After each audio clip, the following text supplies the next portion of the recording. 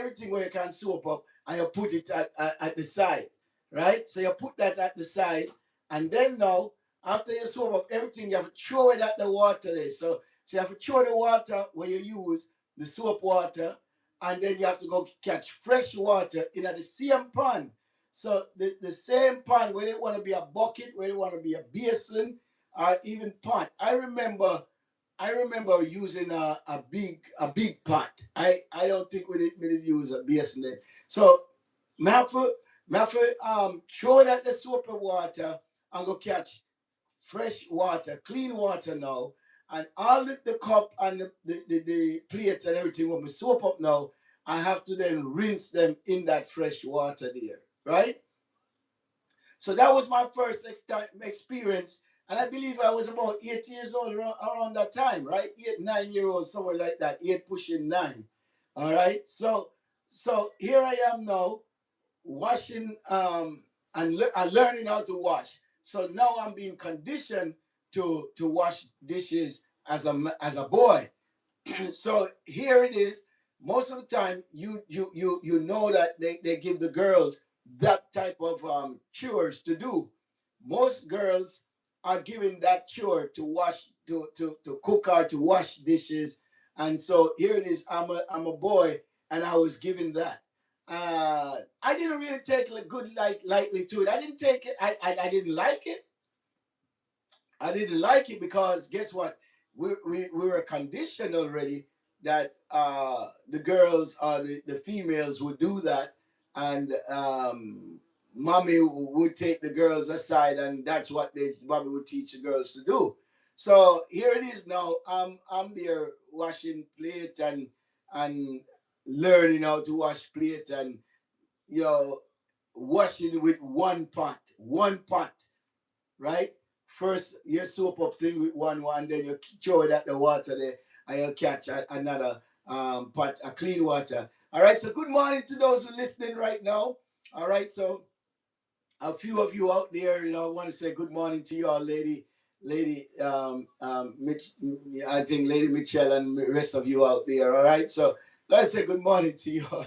All right, I'll call them and get in trouble, right? Pastor, Mr. Allen out there, thank you for listening. Sugars, thank you for listening, and Miss Mitchell, Michelle B, thank you for listening, and who else I got? I got a few other listeners, especially those of you on Irish Storm Radio platform. I want to thank you so much as you listen irishdom.radio.com, or you might listen in on the local radio dial. So we thank God for you this morning. All right. Those of you on Praise FM St. Kitts. All right. So praisefmnevis.net. Praisefmnevis.net. Thank you so much for locking it in with me as well. So hey, it's what it is this morning. I just went live on YouTube. So I want to say welcome those of you on my YouTube live. So make sure you subscribe to my YouTube page so you can know when I go live. Okay. If you are subscribing to my YouTube page, you can see when I go live as well. Or simply maybe you're on YouTube surfing and you could turn it from here. So I bid you pleasant good morning wherever you are listening from, any parts of the world. I bid you good morning. So it's Sterling in the Morning, real talk right here. Right here, we talk about things that are so challenging, so difficult for a lot of people to really talk about. And so was really talking about being conditioned, talking about being not just even conditioned, but also being controlled as a child. A lot of times, parents are in control of a child, right? And so the parents would control things and condition you to behave a certain way, to act a certain way. Like I was saying earlier, you spank the child, you're spanking the child, you're correcting the child like a boy or a girl, and you're hitting them, and then you tell them to be quiet. So you're hitting the child, and you say, "Shut up, boy! Don't cry. Where I cry for? Let me give you something for cry for. Let me give people." So they must spank you, beat you, right? As we call it in Jamaica, right? So somebody I beat you, I beat you, I beat you. And I'm gonna tell her for shut up, shut up, shut up. Where I cry for? Make me give you something to cry for. And then I lick you again more on top of that. Come on, folks. Are y'all for real? So these are some things that parents are doing to their children.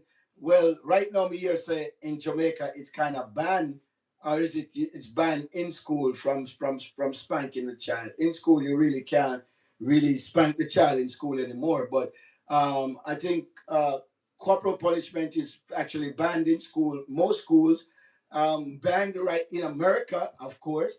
All right, so in my situation, I could hardly wait to go to America. I could hardly wait to go to America. Why? Because in America, I wouldn't get spanking. I wouldn't get beaten. You know, I wouldn't get beaten. I have some experience. Hey, listen, nobody no fast like me. Nobody can run fast like me. If Usain Bolt never learn how to run on the track, I believe you. You believe you me. Usain Bolt learn how to run at home because me I tell you, we used to run from beaten. We used to run around the house. When I remember when my auntie wanted to beat me. When my auntie wanted to beat me, and I'm gonna tell you, I don't know regular belt. Is not even regular belt. So me run around the house and you have to catch me for beat me. You have to catch me for beat me. So at that time we learn how to run. And then listen in long race. You wanna that's how we learn to run marathon when my auntie want beat me. Why shall we catch me? And sometimes Sometimes I would run under the cellar. We call it house bottom. Most of you know it under house bottom. So me run under the house bottom sometimes to get away. And let me tell you let me tell you something. Sometimes you just stay under the house bottom for a long time, for hours. You'll run under the house and you'll be there for hours. So I remember back those times. So for me personally, I could have hardly wait to get to America because I know in America they don't spank you, they don't beat you. Really? Yeah, right. Yeah, right. So I thought. All right. So even in America, we still get licked once in a while. And it's not that I was a bad boy. It's just that sometimes I did things wrong. I did some wrong things. I wasn't like a bad boy. I was a bad boy.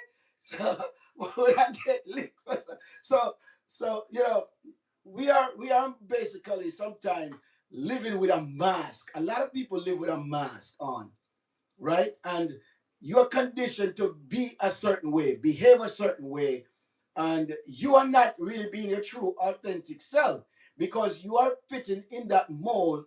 You're fitting by wearing that mask, and what they see uh, on the outside is that mask that you're presenting to the world or you're presenting to people when you're in their particular space. So when you're at school, you are wearing a particular mask at school because when you go to school, you actually have to conform to the rules of the school. You have to conform to the classroom behavior and you have to conform to the school rule when you're in it. So now you are not being your true self because you have to conform to what the school wants you to conform to. And so it is that mask, you're wearing that school mask. You're wearing that mask of, oh, I'm a good behaving child. Oh, I'm a smart child. And many times you are dumb as a doornail.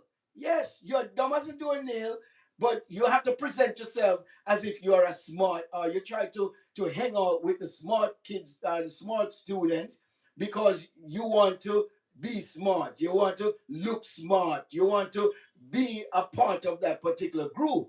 And you know truly within yourself, that's not you. You know truly within yourself, you are a slow learner. You know truly within yourself, you hate math. You know truly within yourself, you can't chat and speak English like me. Can me speak patois? And me used to write patois. Me used to listen. I used to mix up the past tense with the present tense. I kid you not. When I write, you would see a lot of red marks on my paper. Tell me if you do composition, and if you know anything about Jamaica, you had to write composition. But yes, even in America, while I was going to school, bless up Brooklyn, right, Brownsville, right, back in the days, 275. So when I first came to America, I attended that school, 275, right over there at Brownsville, Linden and Hegeman. Yeah, Rockaway between Linden and Eggman, right? Back then it was 275. It was called whatever they call it today. I don't know. So what am I saying? I'm saying when I came to this country, I spoke patois, even though I thought I was speaking proper English. So I'm trying to. So here's how you know a real Jamaican. Let me tell you how you know a real Jamaican. A real Jamaican mix up patois with proper English. A real Jamaican will think that they are speaking proper English, but they are mixing up the tense and they are mixing up the pronunciation. So a real Jamaican don't say boss, they say boss. 917-455-3072. Let me give that number out. I don't know how you're receiving me on your end, but anyway, 917-4. Give me a call right here. Speak to the chaplain. Anybody remember? Yeah, right. So most Caribbean people, most Mexican people, especially Jamaicans, right? They don't pronounce the O in certain words. They have a problem pronouncing the O. So instead of say boss, B-O-S-S, they say boss, B-A-S-S. And for the life of the world, most Jamaicans are speaking proper English, and so they are believing that they are speaking proper English. And even though they think they are speaking proper English, they are mixing up the tense and the past, and they're mixing up the verbs agreement. I used to do it. Even to this day, I'm still not 100% perfect where that is concerned. I still mix up the verb agree. You know, the other day I text somebody the other day. I kid you not, and the person was correcting my text. Yes, the person was correcting my text. So I I text somebody because the person showed me a picture, right? The person showed me a picture, send me a picture, and I was looking at the picture, and I said, when did you uh, took that picture, right? So first of all, when I was sending the text, when I was writing the text, I wrote the text as when did you take that picture? Right? That's the proper way to write it. But because I'm a Jamaican, I'm a Caribbean, no stereotype me. I'm just speaking for me. I want to be me. Let me be me. I'm being me. Can I be me? Can I? Is it okay that I be me? Because right now, I'm going to take off the mask. I have no shame to my game, so I'm going to take off the mask. Right? So feel free to call me if you can. You got the number, right? Oh, my goodness. You got the number. You got the number. Call me. Call me. All right. So, yeah. So what happened? I sent the text and I was asking, when did you take that picture? That's the proper English. Mind you, I know that. However, I wrote the text, when did you took that picture? so, so, so I'm like, the person take it very serious that the person write back or text back and say, no, that's not. It's when did you take that picture? So when did I take that picture? Really, that's so when I look on Google to correct myself now and to make sure that yes, I had the right one in the first place. When did you take that picture? So let me look. So I could have wrote when did uh you took the picture. I could have write when did you took the picture. Good morning. Don't tell me that's my daughter is not online watching me. That was not my daughter send me a message just now. Anyway, yeah, so yeah one, so let me see. Oh my god. I can't. All right, so the message disappeared, the message gone. So all right, so yeah, so like I was saying, right? So even though I might be speaking proper English and I would like to speak proper English and I want to sound so proper, prim and proper, cross my T and dot my I's and I want to speak the profound English and so forth, there are times that we do make mistakes. Now listen, look at the man in the Oval Office. Look at the man. Nobody want to talk about this, Nobody really address this. So if me so bad with me English, even worse, look at the man in the Oval Office, United States Executive Office, highest office, and the man can listen. You and I and many of you would be fired already if you were behaving or presenting yourself are speaking even the way he speaks and conduct, you'll be fired already. So here it is. Someone holding the highest office many times don't even know how to read a speech. You know, don't know how to read a speech, how to give a proper speech. Can you imagine King Charles came from England and showed them how to give, showed him, he wasn't, well, he's not mindful of that. The man old, the man of age, and he feels him all right and him good to go. That's all. He live him rich and him all right. That's what more he want. Him not have to talk proper English, correct English. Him not have to read a speech or give a speech the way that people really want him. So he actually does not wear a mask at times. Many times, this man in the executive office take off his mask, take off the president. You know, wear the presidential mask.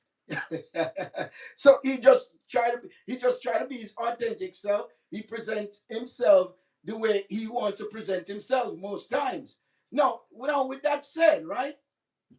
Like I was saying, most people would like to speak proper English and would love to speak up English because English is the most popular language spoken, and which is almost somewhat the worldwide language that's spoken where anywhere in the world you go. If someone speaks another language and they don't know how to speak English, you find it very difficult to communicate with them. So therefore, many people who speak multiple languages usually speaks English. English is part of their multilingual.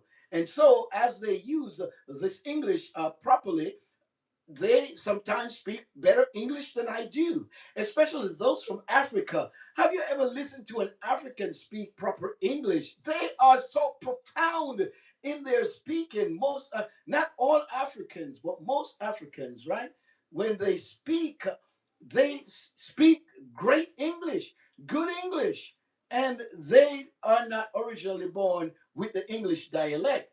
And so we in Jamaica, we in the Caribbean, most of the Caribbean island speaks the English from England, right? Am I correct? Most of the Caribbean islands, they speak the English from England. So they speak the England English. Because remember, you have American English as well, right? You have Australian English. So if you don't know, there are various different kinds of English that are spoken throughout the world in various different nations or various different countries, if you will. So because my audience is predominantly Jamaican, I go between the patois and the proper English. Now, someone says that more people would probably tune into my show if I speak the patois. So, hence, I am forcing myself sometimes to talk patois. Yeah, because listen, by rights, I have various different uh, listeners throughout the world. So I have listeners that are listening that they definitely don't understand patois, and so if my audience is considered to be predominantly Jamaicans or West Caribbean people and they love Part One, well, support the program, support the radio program.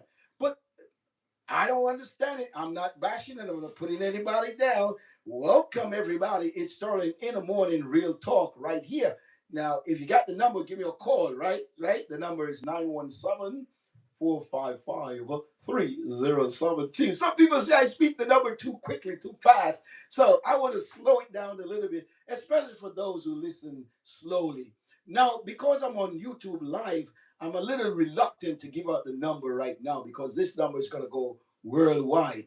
So, like I was saying, right? Uh, in Jamaica, I'm conditioned to speak patois.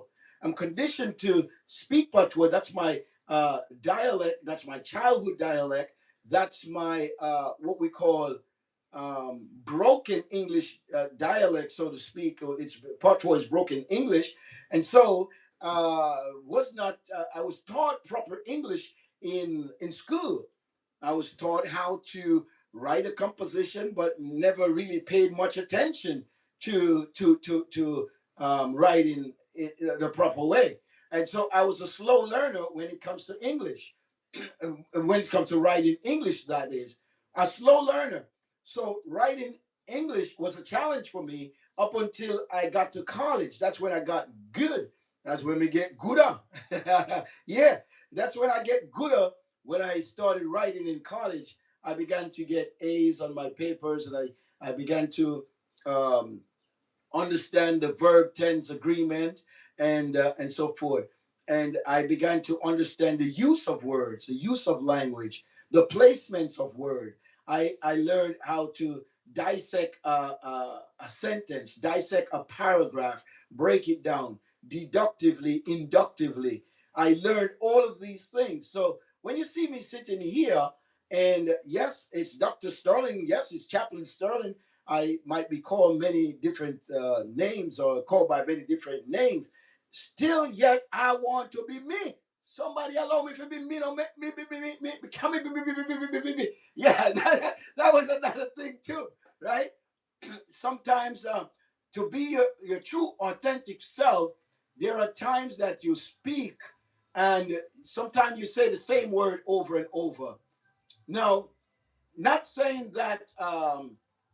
You are repeating yourself basically, which is, yes, you are repeating yourself, but you are repeating yourself but not repeating yourself, because sometimes you stammer, sometimes you're feeling for a word, sometimes you are looking for a word, and because you're looking for a word, you tend to go some of you, when you're praying, you say Jesus Christ over and over. Every you start the sentence with Lord Jesus Christ, and you end the sentence with Lord Jesus Christ. That's a little too much, and that's what the Bible is talking about, vain repetition.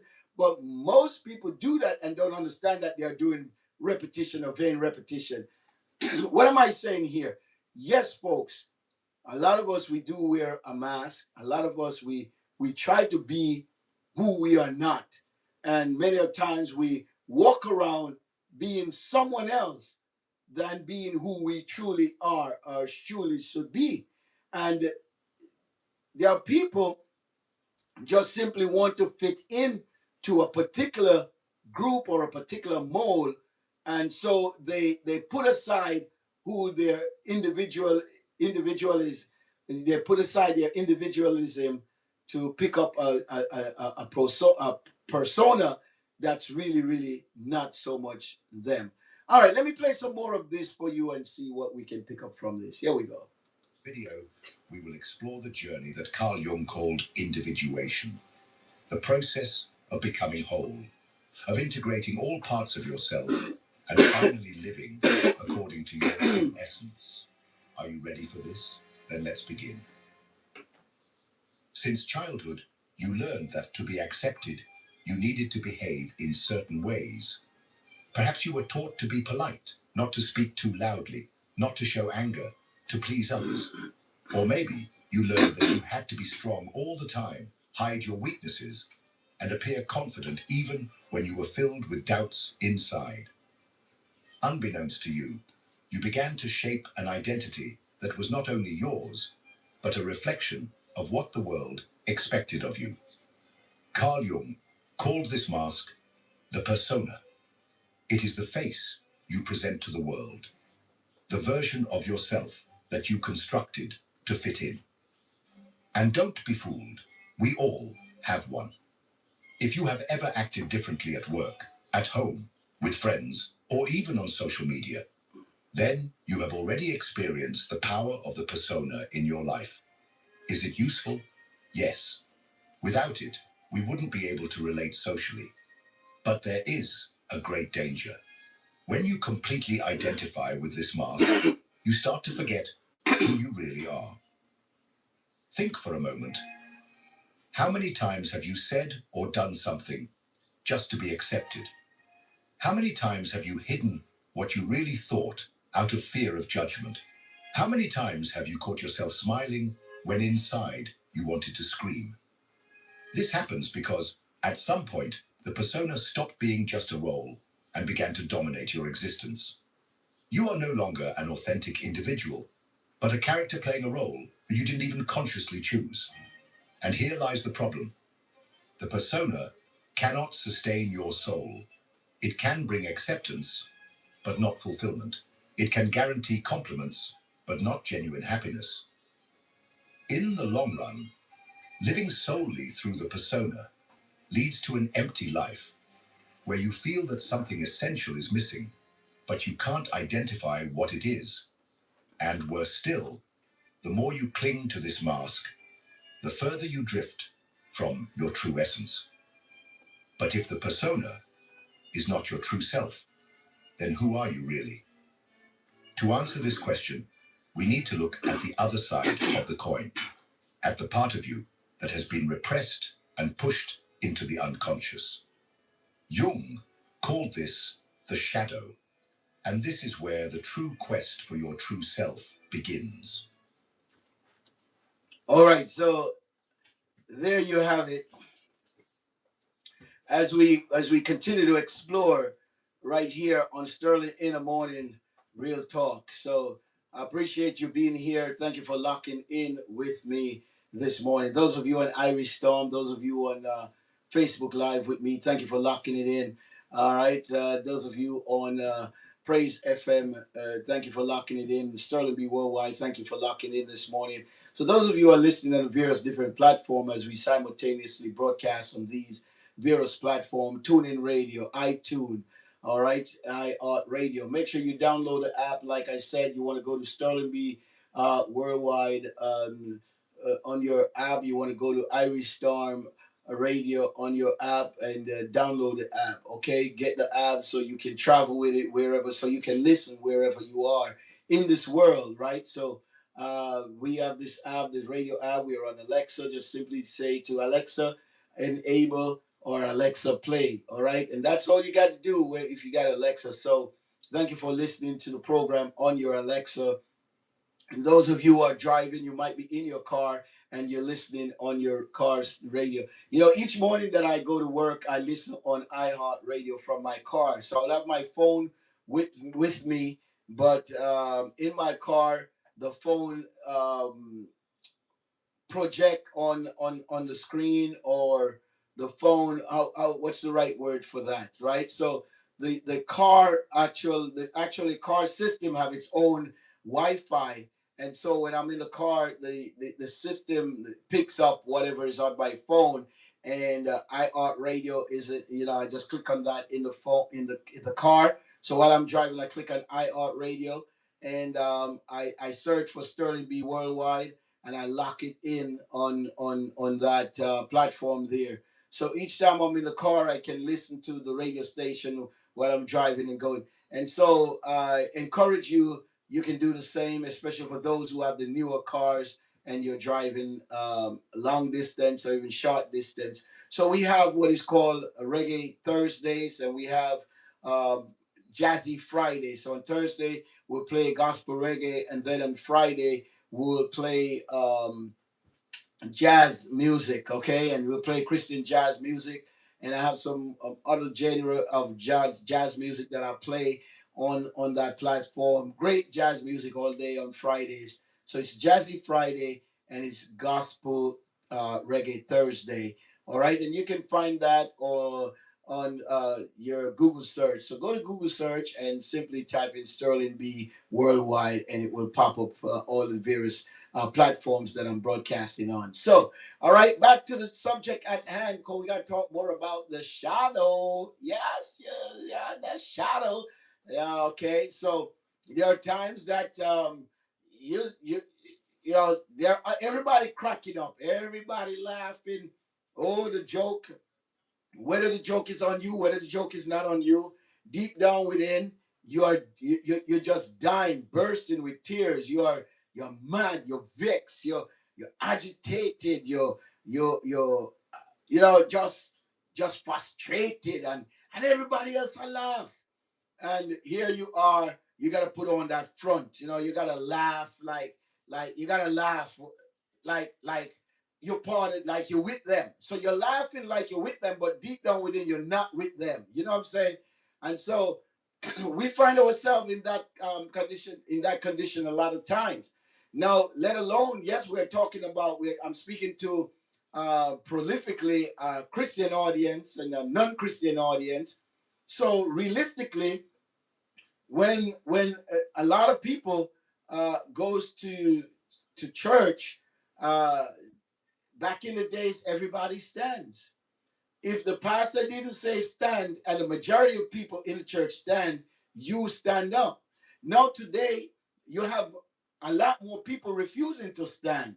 A lot more people, everybody else stand, but you sit there, you don't want to stand because you don't feel like standing because you are not being your true self. You're being your true self in that environment and you're not conforming to standing like everybody else. But in reality, deep down within, if you have a connection with Christ, if you have a connection with God, out of respect, you stand. No one have to tell you to stand, but out of respect, out of fear for God, you stand in reverence to God or in reverence to what's going on. But other people, yeah. And another thing too with altar calls as well. Altar call, some people um, don't really want to go to the altar, but then they are pushed, they are forced, they are coerced. You know, so Jesus did not do altar call, but as ministers, altar call, you know, developed and it's a good tool. It's a good way to help lead an individual to accept the Lord and Savior. So you know, while it's a good way, there are still places where individuals are forced, they are intimidated, and so they will go to the altar. They will go to the altar to please the aunt, the uncle, the mother, the whoever, the auntie. They go to the altar to please their friend looking at them and say, nudging, go to the altar, go now, go. And many times you really don't want to go because you're not feeling it. You're not feeling nothing, and they're forcing you. And so there are many times you just go just to conform.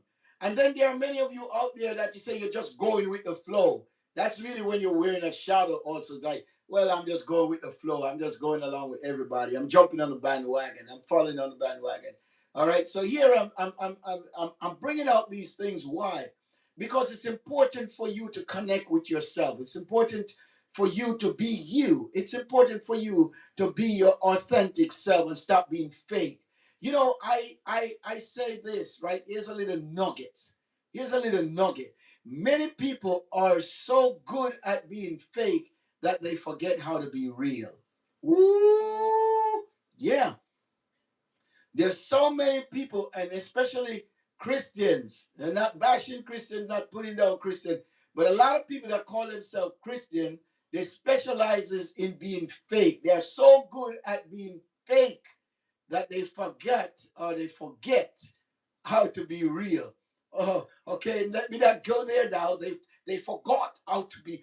They forgot how to. No, let me not. No, just playing around, right? So yes, there are people out there that I mean, it is like I want to be myself, but it's like I really can't be myself because if I really be myself, nobody's gonna really like me, who I am really.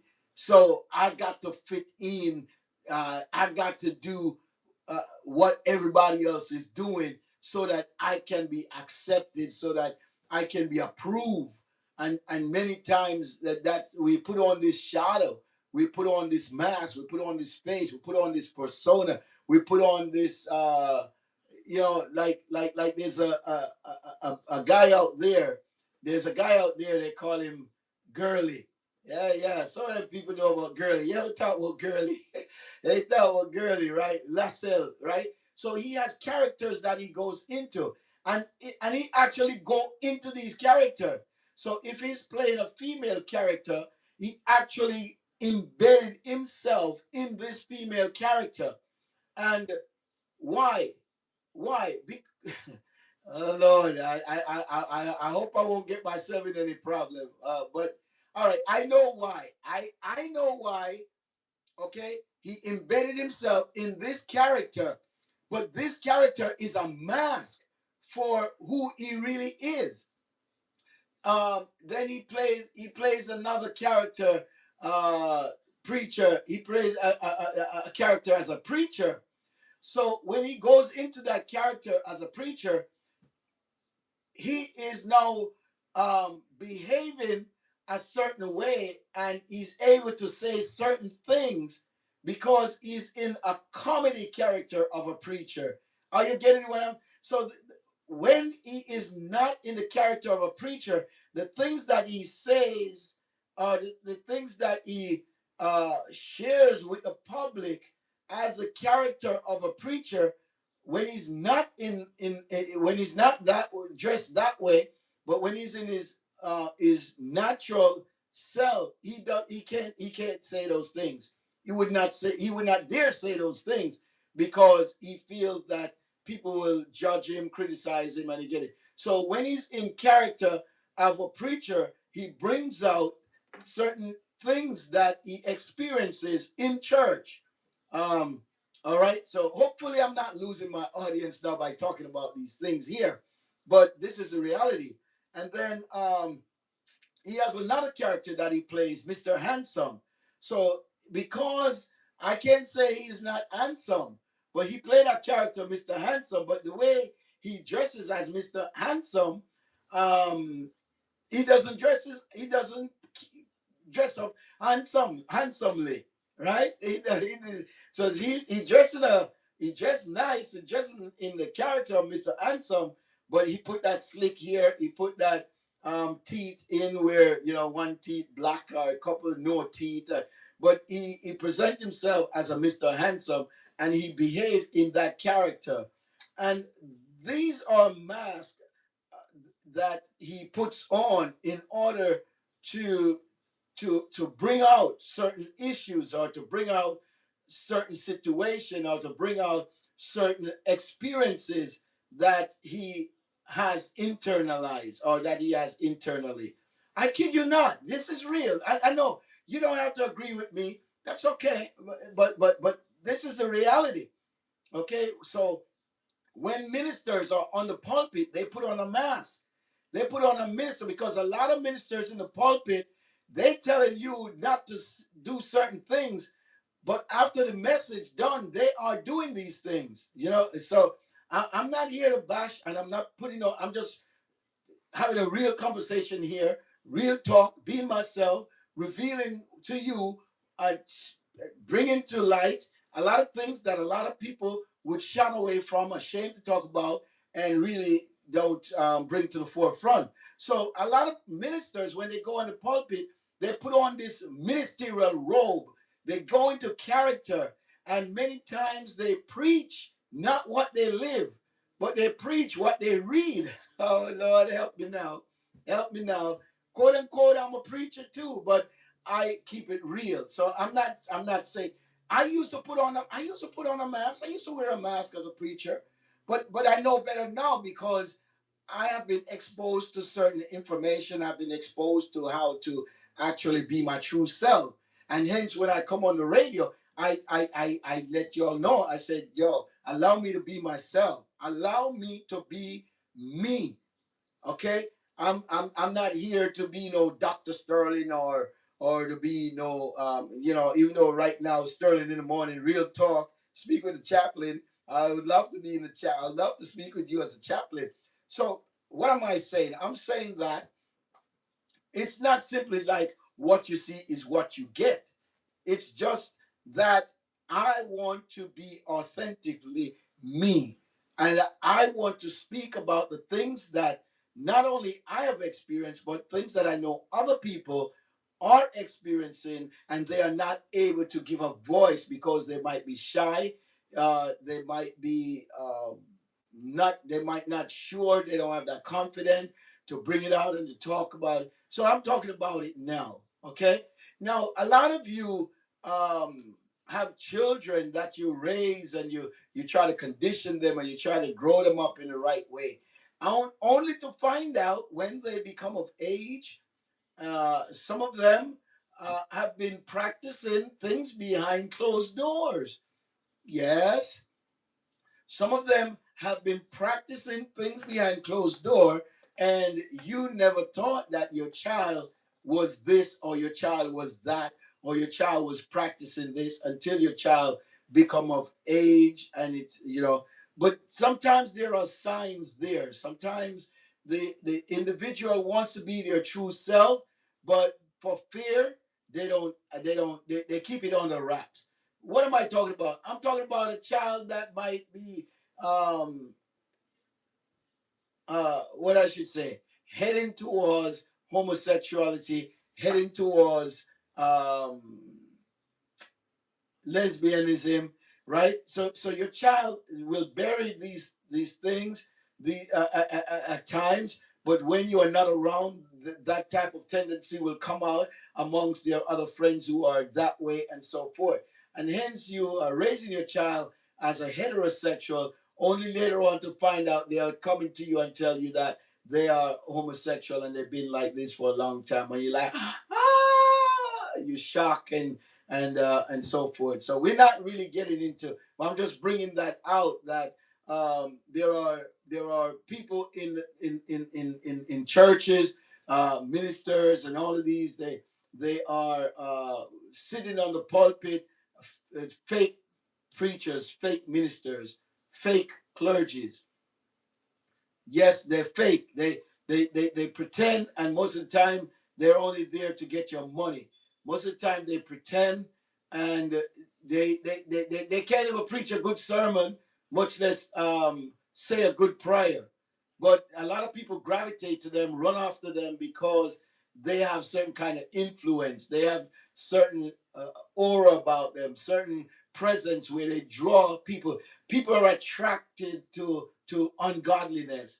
People are more attracted to darkness. The Bible tells you that, especially in John chapter 1. The Bible talks about that too, right? That men go after the darkness, and so they don't run after the light. So there are many fathers out there, mothers out there, as this little excerpt says, all of us, if not one way or another, wear this mask or live within this shadow. So let me play another 2-3 minutes of it before I get off the air. To face. Are you ready to discover? Then continue with me. If this content is making sense to you, click the subscribe button and subscribe to the channel. Thank you for your support. If the persona is the mask you wear to be accepted, then the shadow is everything you hide to avoid being rejected. But here's the problem. What you repress doesn't disappear. On the contrary, it gains strength in your unconscious, operating in the shadows of your mind, influencing your emotions, your fears, and even the choices you make in life without you realizing it. Carl Jung described the shadow as the hidden side of the psyche, composed of everything that has been repressed throughout life. Prohibited desires, contained anger, weaknesses you don't want to admit, traumas you tried to forget. And you know what's worse? Many of the things in your shadow aren't even bad.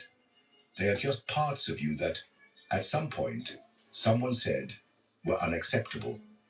Perhaps, as a child, you showed too much curiosity, but were called inconvenient and learned to stay quiet. Maybe you felt the urge to express anger, but were taught that it was wrong. And now, you swallow your frustrations until they explode. Perhaps you showed sensitivity, but society convinced you it was weakness, so you learned to hide your feelings. All of this, all the parts of you that were denied, did not disappear. They just hid in your shadow. All right, so it's just about 9 a.m., and so my time is out and up, especially on Irish Storm Radio. So bless God. Thank you so much for locking in, for listening in. And I pray that you have a great and fantastic day, a beautiful day. All right, we'll discuss more of this at another time.